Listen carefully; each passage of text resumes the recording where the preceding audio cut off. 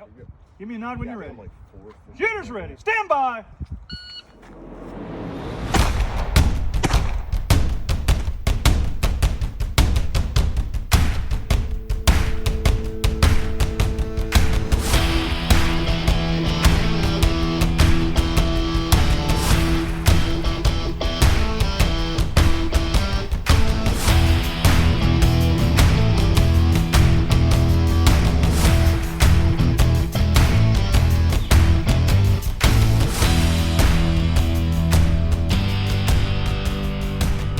Hey everyone, welcome to this episode of Bullets and Bourbon. Tonight, we have retired Marine Leon Wojciechowski. He served as a grunt in various infantry units, but now, more importantly, he continues to serve not only in a professional capacity with the company we both worked for, Core Solutions, but also but also the veteran community through a nonprofit he started, Comanche Outdoors. Leon, you're a retired Marine. You've done a lot within the 20 years that you served. Can you go ahead and give a quick introduction about yourself?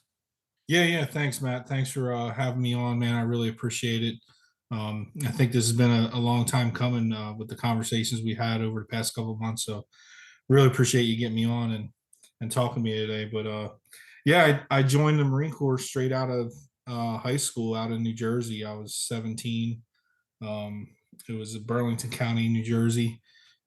Grew up in Philadelphia prior to that, and then did my 20 years. I spent time in 3-3 TBS in Quantico. Went back out to 2-3, couple deployments each time, and then from there I went to McTaug out in 29 Palms. When McTaug started up, the colonel or the OPSO at McTaug pulled me over. He got slated for tanks to be the CO of tanks, so he pulled me over to run scout platoon over in tanks. So I was a platoon sergeant over there. Ended up going with tanks on a deployment for route clearance, attached to 3rd CEB. So we deployed to Afghanistan with them doing route clearance. Went back to TBS. From there, I went to 1-2 down in Lejeune, and then spent my last few months out at Weapons Training Battalion in Quantico. Man, you bounce all over the place. Yeah. I had some short timers disease with 1-2 after I finished up a UDP with them. And I was kind of on that cusp of, do I retire or do I stay in? And it was a year that I was going to be in zone. And, initially I was like, well, I want to stay in and see what happens, And so my wife was a detective in Stafford County here. And so I was transiting back and forth every weekend. And I finally was like, I have to make a decision before the board starts. And we both just decided it was time to come home and be a father. So luckily I knew the sergeant major of Weapons Training Battalion, and gave him a call and was like, hey man, you got a spot for me over there so I can hang out until I retire. So he's like, yeah, he put me over there at MPMS with Jim Benzinger, and Gunner Steve LaRose was out there, and I kind of hung out with them and learned a little bit about the marksmanship doctrine. That was what, 17, 18 time frame? That was late 16, early 17. Yeah. Okay. And you were in 1-2, probably around 13, 14, 15 time frame? I went to 1-2 in, I think it was late of 15. Yeah. Okay. And okay. So because I think it was it was 2nd Marines that I relieved whenever I was over there because I did a UDP back in 2014, came back in early 15 with 2nd Battalion, 9th Marines. And so I was wondering if it was like we handed off somehow, but I don't think so. I think we handed off with 3-2 over. Okay. Yeah. That were makes more. you in Schwab or Hanson? Schwab. Yeah. I don't even remember the month we went, to be honest. But I think it was 2015, like maybe November-ish. Okay. Yeah, that makes sense because I left in February of 15, and then, we got relieved by somebody else. I don't even remember who at this point. Yeah. So yeah, I bounced around a bit. I had some unique experiences, like in 2-3, I did the MU deployment, did Afghanistan in 2005, and then came back. I was supposed to go recruiting duty, and I'm sorry. Yeah, well, it gets worse. After we come back, they get orders almost straight back to Iraq. Like, I think it was 9-month turnaround. And so they were leaving. I'll never forget it, man. September 11th of 2006. I was watching them get on the buses out in K Bay, and I had about a month before I was supposed to go to recruiting school. And we had a staff sergeant that was the RBE. I was a sergeant at the time. Staff sergeant was a great dude. He had just been injured from 3-3, so he couldn't deploy. And so he was running the RBE, and right after they deployed, man, we started taking some wounded and then some KIAs, and I Mm, became the notification guy and the coordinator with the CACOs and Headquarters Marine Corps Casualty Section, and you name it, going through personal effects, all that stuff, and that kind of shaped who I am today. With going through that that's long, rough. long deployment, man. Probably the worst time of my life was that deployment, and throughout that time, things kept getting shifted to the right for my orders because Sergeant Major 2-3, wanted me to keep doing what I was doing Hmm. with the wounded and KIA stuff. And then the Third Marine Regiment CO got slated to run the Wounded Warrior Regiment, so we helped stand up Wounded Warrior Company Hawaii and did some stuff out in Quantico with them. 2-3 came back, we did the memorial, and then my orders were just canceled for special duty. I got orders out to I out in 125. I was like, no way. I do not want to do that. So my master gunny at 2-3 got him shifted, and I went out to McTogg and 29 Palms. That's how I got out there. At the time, they didn't know what McTogg was. I forget what the acronym was that they used, but it was not McTogg at the time. And it was initially we were told, hey, you're going to go train mitts and pits going to Iraq and Afghanistan. So we go out there, and it's completely different. We stood up the OTIC course, and which is now TMIC, and all that. So it was a neat experience.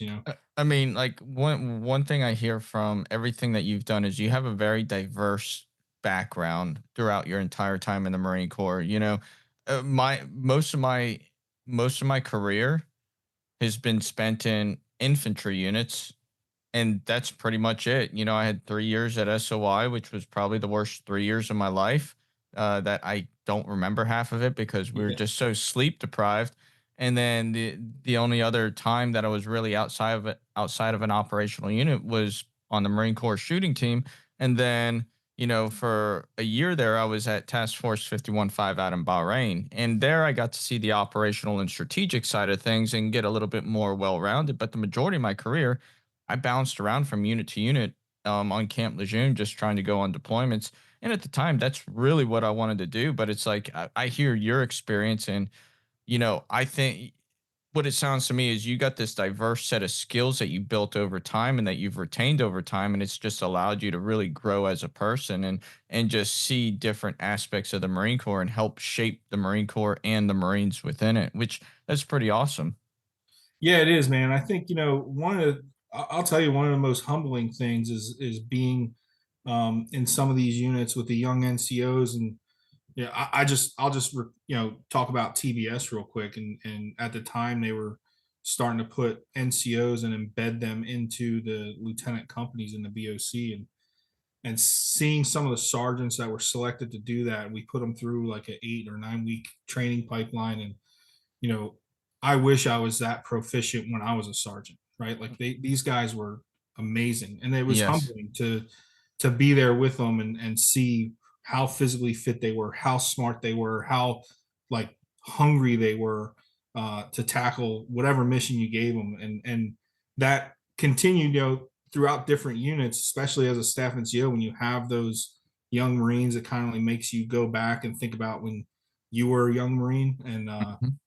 I was like, Well, man, it's I wish I served with some of these cats when I was a sergeant. no kidding. Like whenever I was working over at TBS on my last contract, and we had the EWIs, the enlisted warfighting instructors, they're nothing but corporals and sergeants, but they're getting the experience of what it is to be a platoon sergeant as a corporal and a sergeant.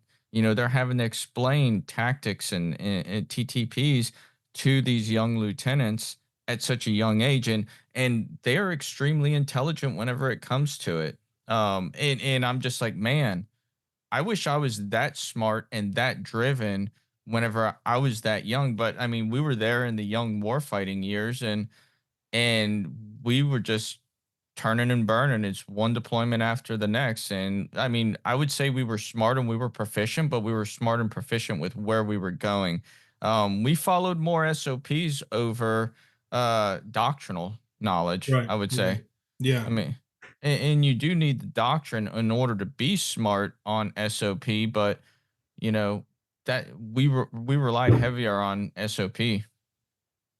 Yeah, man, I couldn't agree more. And I think, like you said, it's just every unit, everywhere you went, it was things were a little bit different with the SOPs, but a lot of them, were influenced by the NCOs. You know what I mean? And we just had really everywhere I went, man, I had really good NCOs. You have your 10 percenters or whatever, but I look back as a staff NCO leading Marines, whether it was in training or in combat, we had some stellar NCOs that, we had corporals doing staff sergeant jobs Yeah. and excelling at it. Mm-hmm. It's a shame a lot of them, at that time got out, Yeah. moved on. They, maybe the Marine Corps would be a lot better off if we didn't have the tattoo policy when we had it. You know what I mean? Who Um, makes a tattoo policy like that right in the middle of a wartime era and then gets rid of it like at the end of the war? It yeah, makes no sense.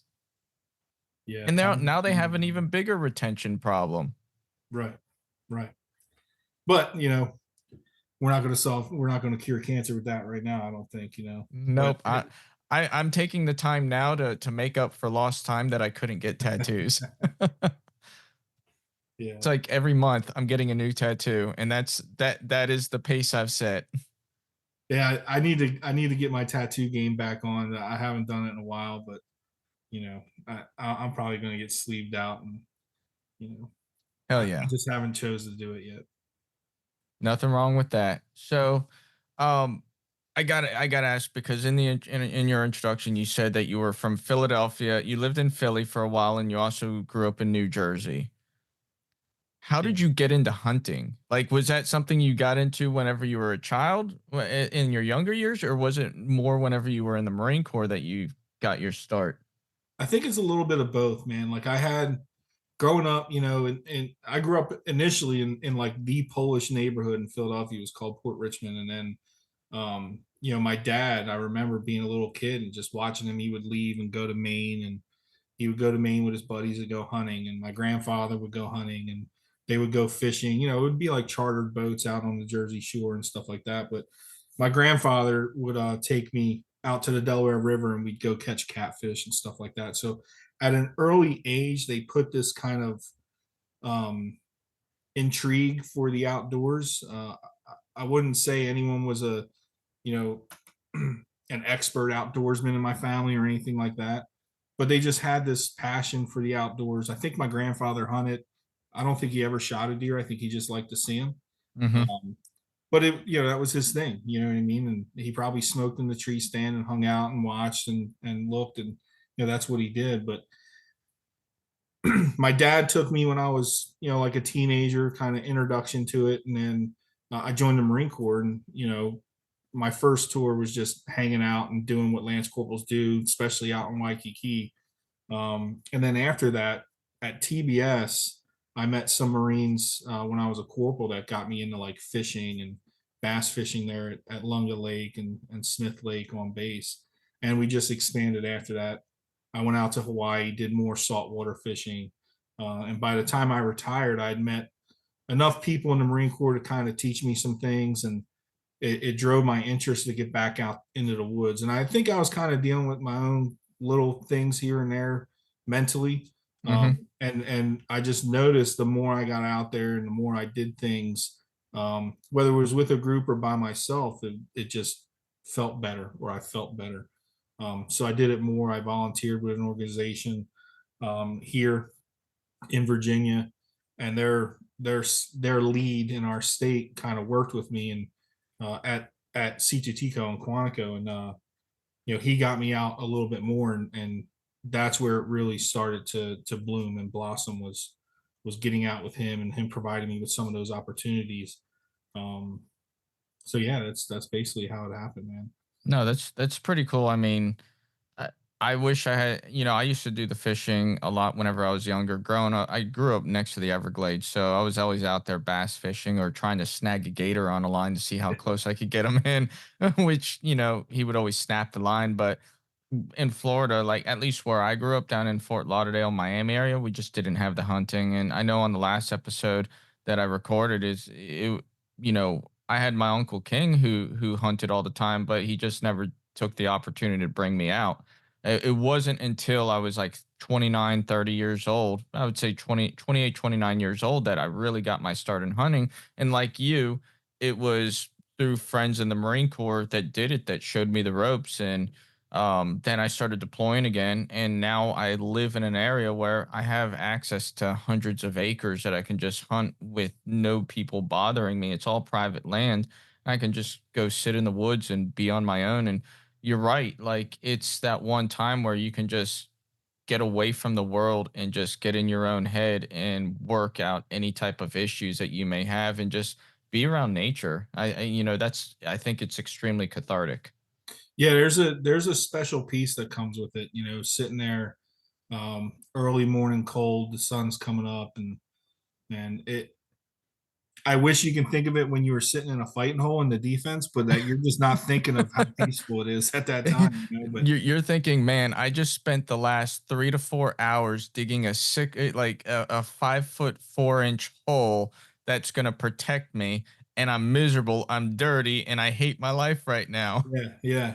So that guy that took me hunting or kind of introduced me after I retired, one of the things he said was when you're in a tree stand, you're 12 feet closer to God. And that kind of stuck with me a little bit. I'm not a Mhm. super religious guy or anything, but I was like, if you just take what he's saying and think through it, and you really are, and you're seeing just nature bloom and come to life when the light comes up, and you start seeing the dew and the animals start moving and chirping, and there's just a natural peacefulness that comes over you when you're in that position.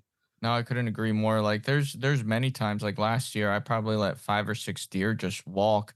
And I mean, they just weren't shooters or they were doe, and I'm just like, man, that's pretty cool. I was that close. And there was another time I was in a ground blind, and I threw some Evercalm on me and around me, and I had 3 deer that walked no more than 6 yards away from me, had no idea I was there.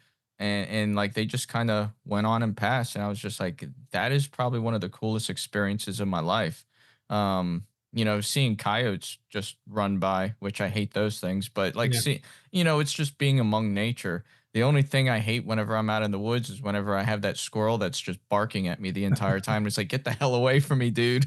Oh yeah, yeah, yeah. I've had those days, and initially, I would consider myself still like in the beginner stages of hunting and stuff like that. And I think I've graduated from novice to beginner, but initially I would take a lot of pictures and I'd video everything, and I still do some of that, but a lot of times I just sit there and watch and just observe, and one, you're learning a lot about their patterns, you're learning what they're doing, and but at the same time it's just cool to just sit there and see how they act, and they have personalities, Yeah. and so it's pretty neat. No, like one of my favorite times is like this time of year right now. It's September. We're a month out from opening of bow season. And, just going out in the woods, finding any kind of sign that you can, and then just following it, like finding rubs on trees and seeing where the path is, and where am I going to end up sitting, where can I set a camera up, where can I ambush them. And a lot of the Marine Corpsism still come out whenever I hunt, because it's like, hey, what is the best place to ambush this deer? And it's kind of the same mindset that you have whenever you're going out into country and you want to set up an ambush. Like deer are like humans, they follow the path of least resistance. It's just you're in their habitat and you're having to find their sign to track them and to hunt them. And I think that's, we can use those parallels into what we do for fun now. Oh yeah, there's definitely a lot of similarities, for sure. I do, I leased a property up in Maryland that we primarily used the last 2 years for hunting, and there was a lot of deer up there, and so getting getting people out there and in that environment where they don't really have the opportunity elsewhere. It was good for that, and so you can, because there were so many deer, um, bringing people out that had never really hunted before and getting them introduced in the outdoors, and introduced into what the deer are doing and how they're acting. They had a lot more. Um, they had a greater ability to observe because of the amount of deer that were up there. So that was good as well as far as teaching uh, new beginners, into the hunting world. So Yeah. So how would you say that hunting is for you as an American? Like how important it is an American is hunting to you? And America has a deep tradition in hunting, from Daniel Boone to Davy Crockett to all the other pioneers in our country, and it was a way of life back then. But what does it mean to you? yeah, and I mean, it's still a way of life for a lot of people, within, in our country, depending on where you live. For me, it's different because I was from the city. So I Mm-hmm. didn't grow up, with this knowledge and experience just being in the outdoors. So there's the conservation piece that I think is important, but I think just for us as Americans getting out and seeing the beauty of our country, when you become a hunter, it's almost like this addictive thing that happens within you where, you know, you don't just want to go to one spot. You want to travel and see other spots and go hunt other game. And in order to hunt those other game, you got to travel and go to different states and different types of terrain. Um, so I think that's just the overall benefit aside from, you know, all the crap they're putting in our food right now. You're eating much healthier when you're eating venison. Mm-hmm. I mean, or other game. So I think that's important. Absolutely. So what would you say your dream hunt is then? It's hard, man. I don't really know. I like I said, I was a novice, so shooting a buck, no matter the size, was excitement for me. But Mm-hmm. after I shot a few, I was like, the largest I've shot was a 8 pointer. And after that, I purposefully did not shoot anymore, because I felt satisfied. I'm not. I don't think I'm a trophy hunter. And so I really get more enjoyment out of being with people and sharing that experience with them. And I think, I'll probably talk about it a little bit later, but definitely sharing the experience with other people has been more beneficial to me. Yeah. Um, I would like to do a bear hunt or an elk hunt or a moose hunt, but I go with a gentleman here that works in Quantico at the Marine Corps Civil Military Operations School, and he's just a wealth of knowledge. So getting out with him, and even if we don't see anything, I'm just learning. And that's really my dream, is to just learn and learn about the different methods and learn about the different game and how you hunt that game. I brought a guy out from New Mexico last year. We went to Maine. I took a few people up to Maine to do a whitetail hunt. And this guy from New Mexico came. He was a former Army and retired fireman, and he guides out in Maine. And he had just story upon story about elk hunts and antelope and and cougars and stuff like that. And I was just like, man, that would be awesome. Just to go out there and pick his brain. And they do a lot of long range shooting, which I'm sure a lot of your audience would be, awesome at. You know what I mean? Uh, Mm-hmm. so and just listening to him talk about, and guiding people on when we were zeroing our weapons was pretty neat. You have different levels of experience throughout.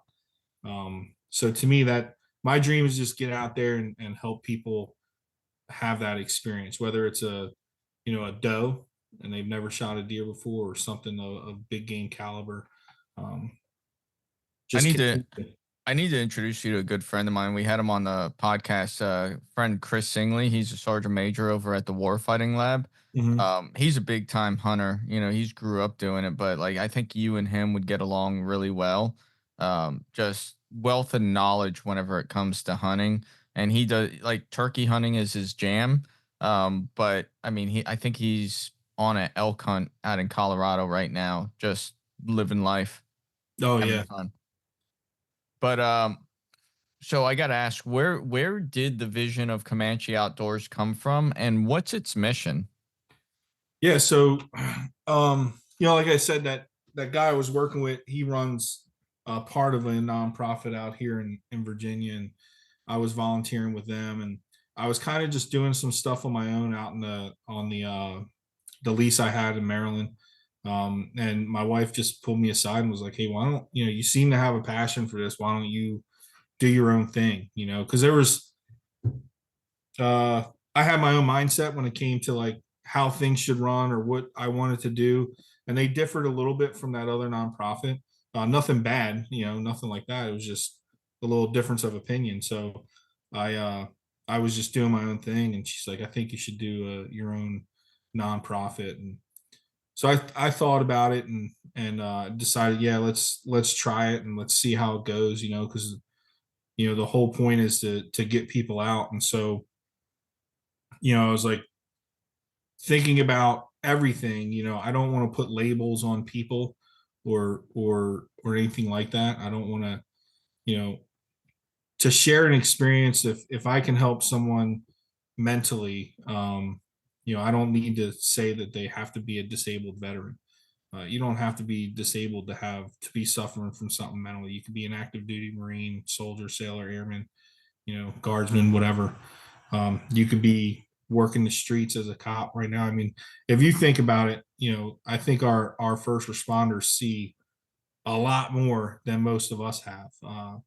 Some, I talk about that to people all the time, and like to law enforcement, both federal and local. And I'm like, they're like, "Hey, thank you for your service." I'm like, "Dude, no, thank you." They're like, "What do you mean?" I was like, "Look, everything that we did in the military was episodic.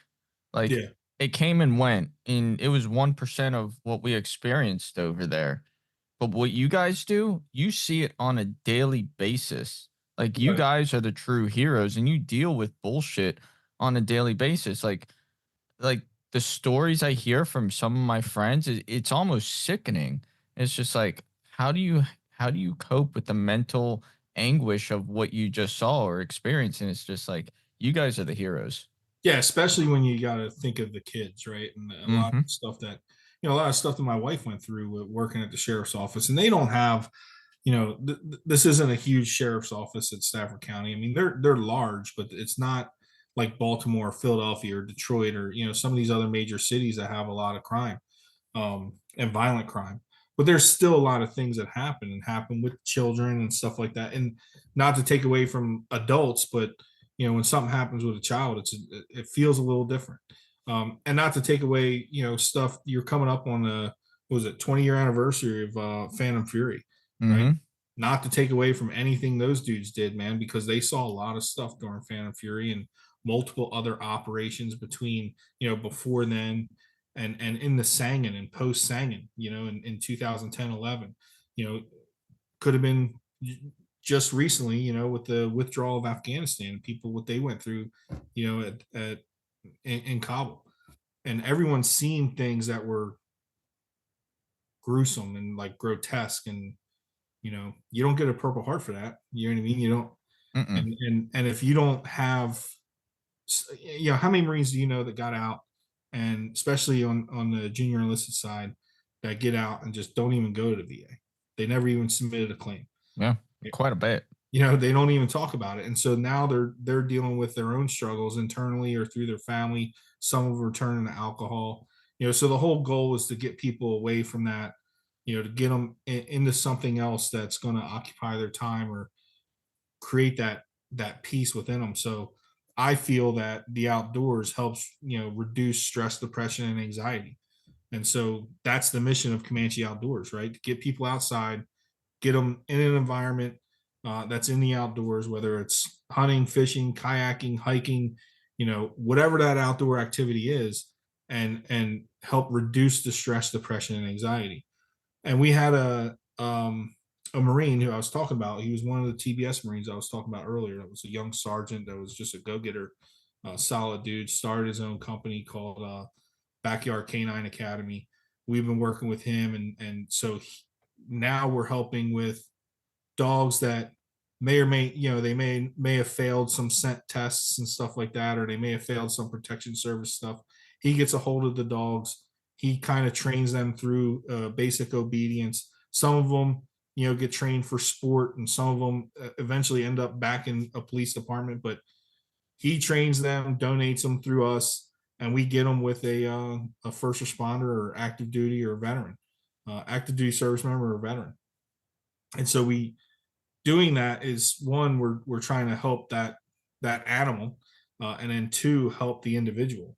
And so it's a mutually supportive relationship. So Chris and Misty out of Backyard Canine Academy, they go through the pairing process with the individual and that dog to make sure it's the best fit possible for both. And that's another thing that we're trying to do to help reduce, the stress and depression and anxiety piece. No, that's pretty amazing. Because like you're primarily set up as a hunt organization, but you kind of take everything else on, which is that's commendable. Like, and I know that people appreciate it. Like that's pretty amazing. And I remember you seeing posting that last year, with some of the dogs that you were able to hand out. Yeah, I would have never thought about that, but that's pretty cool. Yeah, it was just something that Chris and I talked about. We both had this vision, and he really, it was his idea. And it's not a service dog. You know what I mean? We're not Hmm. training service dogs. It's just a healthy pairing that helps take care of the dog, helps take care of the service member or first responder. Hmm. Um, and some of the dogs turn into good hunting dogs. Some were just pets. One dog ended up getting donated back to a law enforcement agency because he did really well, and now he's working the street, as a canine for a law enforcement agency. So it's doing well. It's working out well. I want to prevent, like, sometimes you get the view that people are just trying to get a free dog. And it's like, Hmm. that's not really what it is. You know what I mean? So Chris and Missy over at Backyard Canine, they do a really good job vetting people and pairing them up with the appropriate animal. No, Um, that's awesome. To take it back to the hunting aspect of it, how many hunts do you typically set up in a year? And if someone wants to participate in a hunt, how would they find out about it?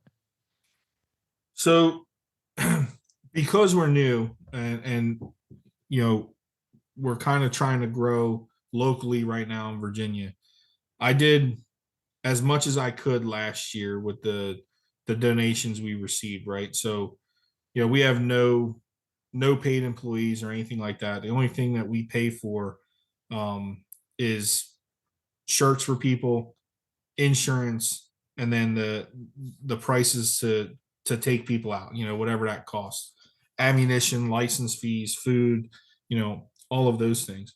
And so the major donation came from Core Solutions last year at their charity golf tournament. And so that golf tournament basically provided everything that we did for the year, and we supplemented it by doing raffles. Um, and those raffles help pay for insurance, and we had some sponsorships from other companies across the United States that have sponsored a hunt here and there. We just had one. American Legion, actually, out in Philadelphia, just sponsored an all female veteran hunt to do a goose hunt in North Carolina on September 28th. So stuff like that happens, but the bulk of the donation came from Core Solutions charity golf tournament last year, and we're having another one come up on October 7th this year, which will provide, hopefully for the following year. But we do about, I'd say 20 to 30 events, depending on um, what we can put together. It's not difficult to get the hunts put together. Really, it's finding the people. You know what I mean? So, um, doing stuff like this and posting. I post everything on social media. We're LinkedIn, Instagram, Facebook, all that stuff. I post everything that we're doing on there. I post the pictures of the events when they happen. I post the flyers of the events that we have coming up on all three social media platforms. We're starting to use some TikTok and YouTube, but I'm just not there yet, man. It's just me and my wife that are really doing the No, social media piece. But I feel you, man. Like I do Facebook, I do Instagram, and it's like, you know what? That's what I'm gonna stick to. Like I'll throw some things up on LinkedIn that deal with the podcast, but it's honestly a friend of mine, Greg Jones, who just retired. Like he'll take certain episodes that he hears and he'll put them on there for everybody else, and like that's definitely helped build the reach. It's just I don't have the time to do every social media account out there. So interestingly enough, I believe when you had Greg Jones on your podcast, you talked about the Marines from 325, Mm-hmm. and you talked about some snipers. Yep. One of those snipers was Sergeant Nate Rock out of Okay. Toronto, Ohio. And so last year we ran a memorial hunt for Sergeant Nate Rock from 325. Um, he was a Marine that served in 3-3. I think he got out and went reserve, and both he and his brother became law enforcement officers. And then as a reservist, he deployed with 325 out to Iraq. And as you know, they got ambushed out there. Yep. He was part of that sniper team that got killed. And so we run the memorial hunt out there in Ohio. JC Outfitters of Ohio donated the hunt. They're an outstanding outfitter out near Toronto, Ohio. It's Jefferson County. And so we get together, we get with Nate Rock's family, we get the police department and some local first responders, meet up at the American Legion there, have some drinks, and we get a wounded warrior out on a hunt. Last year was one wounded warrior. This year it'll be two. And in honor of Sergeant A. Rock, I made sure there were some Purple Heart veterans that were snipers that are going to head out to Ohio to do that hunt beginning of the new year. So that's just another thing that we're doing, and that outfitter donated two more spots this year, so it's awesome. um, so the process that we really use is I have some certain events that we're going to try and do every year. Soul Drifter Adventures out of Remington, Virginia. I think it's Remington, Summer Duck, Remington area. Um, they do some waterfowl hunts up in that area, and then they'll do like Rapidan River float trips for smallmouth bass. But I think one of the main things that they do um, is an Iowa snow goose hunt, and so we go out with them. And the cool part about Soul Drifter is that majority, if not all of their staff are first responders. Oh Um, wow. so, and they're all, I would say pretty skilled, experienced hunters that get us out there, get us on some snow geese for a few days, and then we come back, and it's just an awesome event. So taking people out is one of those things I really want to continue with is getting out there. The Ohio hunt for Sergeant Nate Rock is something we want to continue to do. And in between, I come up throughout different opportunities. I try to run 3 upland game bird hunts a year. I was doing those in Maryland. This year I'll do them near Lake Anna. Okay. Should be 3 upland game bird hunts. I may do one massive one where it's more of a competition, and we would have um, a military team, a law enforcement team, a fireman team, stuff like that. We got to put the pieces together to figure it out. But it's at the Forest Green Preserve near Lake Anna. It's pretty good Okay. spot to go and have fun there. So yeah, man, it's just different types of hunts, different methods that they come up. So I think as we grow a little bit, and as we move through time, we're going to be a little bit more deliberate than we were last year with being specific about the events and how we're knocking them out. But what I wanted to do was show people that where their donation was going. um, and the best way I knew to do that was to get people out and get the pictures posted so that they could see what the men and women were doing. So we did a lot last year. And this year, we're trying to do more. I just need to get some more volunteers too. Heck yeah. So, I mean, you've already named a good amount of hunts, and some hunts that mean something to you. But what would you say is the most memorable hunt that you've been a part of since you started Comanche Outdoors? You know, I'll be honest, man. I think they're all memorable in their own respect. You know, I had a triple amputee from, he was a combat engineer, triple amputee that came out, and I won't say his name because I don't know if he's okay with it, but he's a really good dude.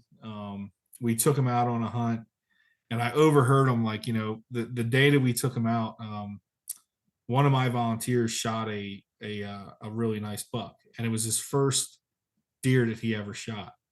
And so I was super excited for him. When he shot that deer, I ran out to him and tried to help him find it. I mean, it didn't go far, but I think I was more excited than he was. You know what I mean? When Mm-hmm. he shot that buck. And so that day, or those 2 days, he shot one, I shot one. Another guy that kind of leased the property with me, he shot a deer. And so this engineers, like, oh, they put themselves in all the good spots. I'm like, no, dude, I put you in a perfect spot. I overheard what he said, right? I was like, I put you in a spot that we know there's a nice deer going over there. So I brought him back, and put him back in the same tree stand I had him in before, and he killed a monster. um, and then 2 minutes later killed the doe that he was, that buck was running around with. So he got 2 deer in like 2 minutes. So I go over there, I'm like, man, I told you, what I tell you. He's like, oh, I was just joking, man, I was just joking. I was like, no, you weren't. No. But yeah, at the same time, I know that feeling, right? When you're there hunting and you see other people shooting deer, you're like, wait a minute, where'd they really put me at? Mm, So, I but we mean, we don't do that. It was just luck of the draw. We had that year, we shot some, 4 nice bucks that year. So that was two great experiences, with the engineer coming out, and you know seeing what he's able to do as a triple amputee is just amazing. And he's out there hiking out to the tree stands, hiking out on the bird hunts, like doing stuff that you know normal people have struggled with, and he's out there with one arm and some prosthetics. So yeah. it's No, humbling. that's it, absolutely. And like what I love, about our community and even our wounded, because I have friends who've been wounded, and like a good friend of mine, James Gill, he lost an eye and he lost a leg over in Iraq, and he hasn't let it slow him down. He was on the Marine Corps shooting team. After that happened, he was a top 10 three-gun shooter in the nation, with one eye and one leg. He's competing in the tactical games now, with one eye and one leg, and he's crushing souls because he's not going to let something that happened, 15 plus years ago put him down. He That's not who, it's not in their blood, it's not in their genes. They want to be a normal human being just like us, and they are very much normal. They just, they went through a tragic experience and they're moving on with their life. And in many cases, I think those guys are more at peace with what have happened to them, and they've been able to resolve a lot of issues more than what some of us have who came out unscathed. Absolutely, there's a lot to learn from. I mean, look at Rob Jones. Rob Jones was a. I know a lot of people probably have seen and heard of Rob Jones. He lives locally here in Virginia somewhere, but he's a, I think he's a double amputee, and he ran 30 marathons in 30 days. And cataloged it for. I think he was raising money or something, but he ran 30 marathons in 30 days as an amputee.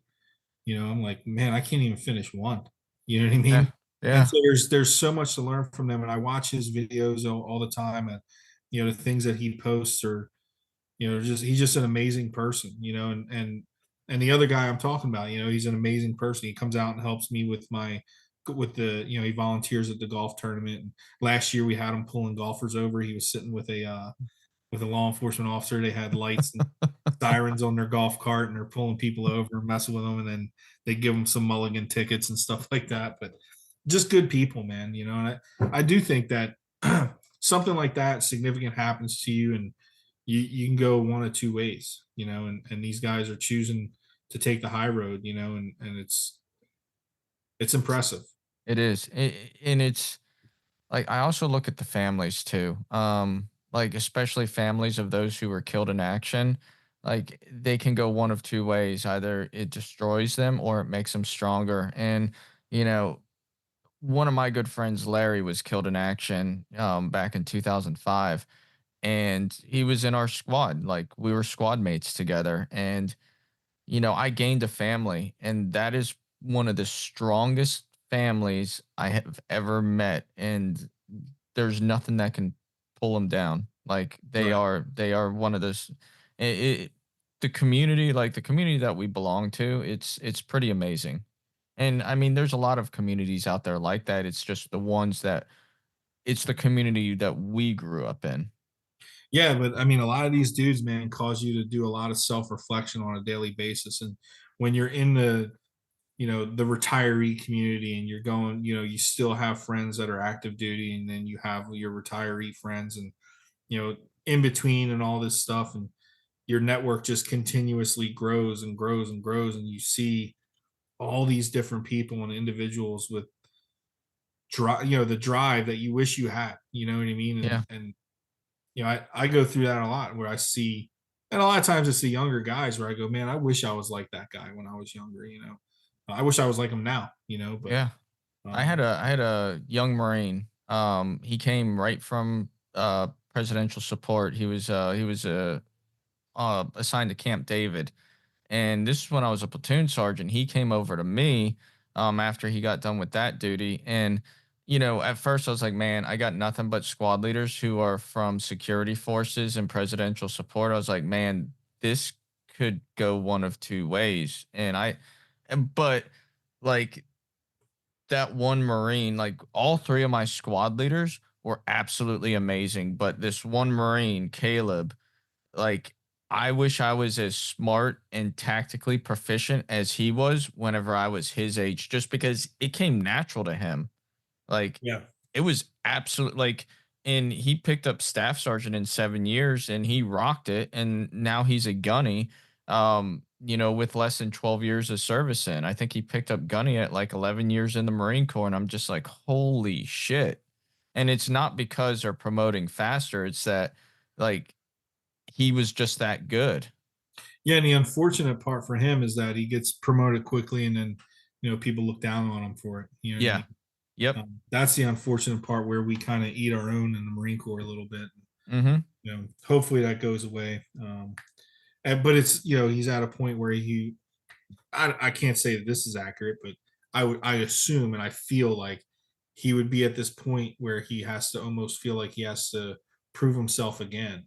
You know what I mean? He proved himself and got promoted quickly, but now there's people looking down on it because he got promoted quickly. So he's got to prove himself again, even though he's already done that. Mhm.